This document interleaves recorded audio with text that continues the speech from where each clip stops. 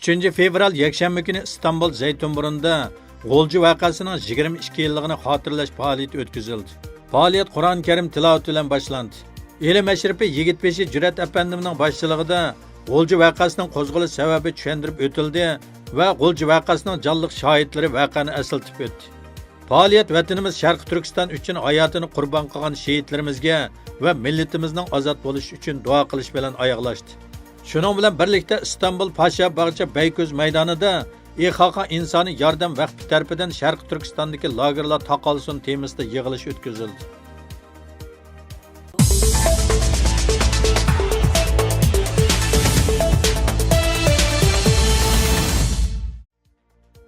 İkinci fevral Amerika Kaliforniya shtati Los Angeles shahridagi Uyg'ur jamoatining bir qism a'zolari Los Angeles rayonidagi ikki cho'ng masjidda dunyoning har qaysi joylaridagi musulmon ellardan kelib yerlashgan musulmonlarga Uyg'urlarning bugungi fojiasi va Xitoy hokimiyatining insoniyat ustidan yurgizayotgan jinoyatlarini tonishtirish faoliyati o'tkazdi. Bu faoliyatda Uyg'urlarning olimi Erkin Sidiq yarim soat leksiya so'zlab Uyg'urlarning umumiy ahvolini bayon qildi.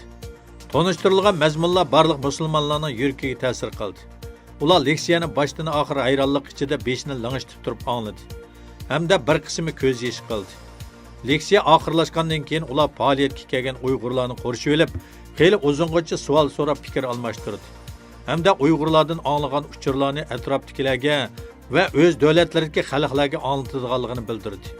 Faoliyatda ko'rilgan bir o'rtaq ahvol faoliyatga kelgan musulmonlar Uyg'urlarning beshiga kelgan zulm va Xitoy kommunistlarining qilmishlaridan qattiq cho'chib ketdi. Va ularning ko'p qismi bundan keyin butun kuchi bilan Uyg'urlarni qo'llab Uyg'urlarga yordam qilib, o'zining ummatlarining bir a'zosi bo'lish burchini ado qilganligini bildirdi. Ular qilmoqchi bo'lgan ishlarning ichida Amerika Kongress a'zolari bilan aloqalashib, ularni Uyg'urlar haqida yangidan chiqqan qonunlarni qo'llashga chaqirib, Uyg'urlarga yordam qilish shiorlari besilgan mayk ishlab chiqarib taqitish hamda buningga o'xshagan faoliyatlarni Los Angeles rayonlarining ko'plagan yerlariga kengaytirish qatorliqlar bo'ldi. Bo'libmi bu faoliyatga kelgan musulmon muxbirlar bundan keyin Uyg'urlar haqidagi tashviqot xizmatlarini alohida kuchaytirganligini bildirdi.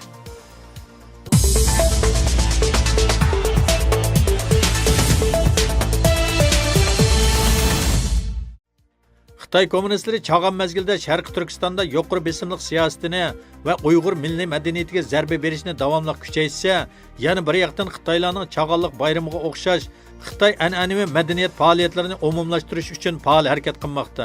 Aqsu axborot tori va Tangirtog' torlari tarqatgan xabarlardan ma'lum bo'lishicha, Xitoy hukumatining Uyg'urlarni chag'anni kutib olish faoliyatlariga uyushtirib, Xitoy madaniyatini kuchli yo'sinda tashviq qilayotganligi ma'lum bo'lmoqda.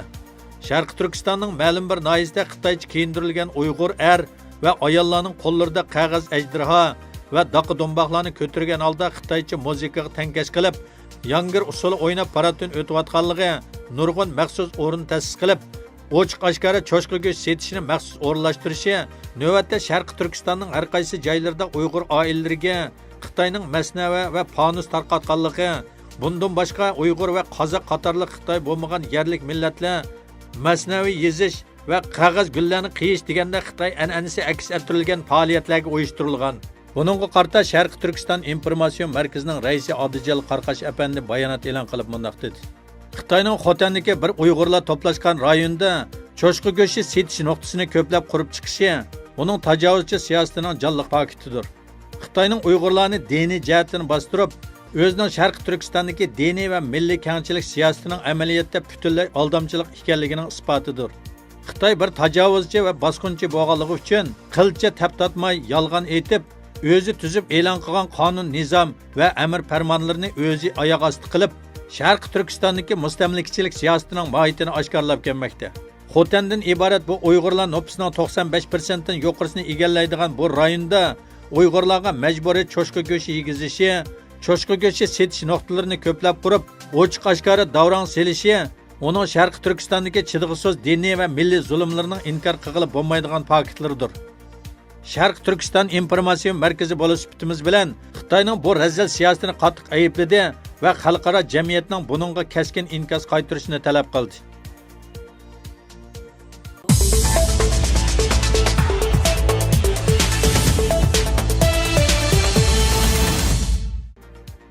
Erkin Asiya radyosunun xabarda ma'lum bo'lishicha, 26 yanvardagi Avstraliya davlat bayramida Avstraliyadagi millatlarning milliy madaniyat atratlari paraddan o'tgan. Adilan shahridagi bir turkum Uyg'urlarmi an'anaviy milliy kiyimlarini kiyib, Sharq Turkistonning oy yulduzliq ko'k bayrog'ini ko'tarib paraddan o'tgan. Holbuki Adilan shahridagi Xinjiang jamiyati tomonidan tashkillangan Xitoylar Uyg'urlarning an'anaviy milliy kiyimlarini kiyib, shu kundagi paradga qatnashgan. Parad oxirlashganda Xitoy atrati Adilan shaharlik hukumat tomonidan milliy alayligini eng yaxshi ifodalagan parad atrati bo'lib mukofotlangan. Uyg'urlarni tashkillab paradga qatnashgan Avstraliya Sharq Turkiston jamiyatining mas'uli Nurmuhammad Turkistoni apandimning bildirishicha, Xinjiang jamiyati nomida paradga qatnashgan Xitoylarning amaliyotda o'zlari kiygan Uyg'ur kiyimlarining haqiqiy egasi bo'lgan Uyg'urlar haqida hech qanday savodi yo'qligini bildirib, Avstraliya Sharq Turkiston jamiyatining Avstraliyadagi munosabatli hukumat organlariga norozilik bildirganligi, Uyg'urlarning norozilik arzini topshirib olgan hukumat organlarining buningdan keyin bundaq murosim faoliyatlarida bu xil ahvollarning yana yuz berishining oldini olishga tirishadiganligini bildirganligi bayon qilindi. Buningdan keyin bundaq murosim faoliyatlarida bu xil ahvollarning yana yuz berishining oldini olishga tirishadiganligini bildirganligini bayon qildi. Nurmuhammad apandi bu qatam Adilan shahrida yuz bergan atalmish Xinjiang jamiyatidagi Xitoylarning Uyg'urlarning milliy kiyimlarini kiyib paradda mukofotga erishganligi masalasining o'zlarini jiddiy o'yga solganligini bildirdi.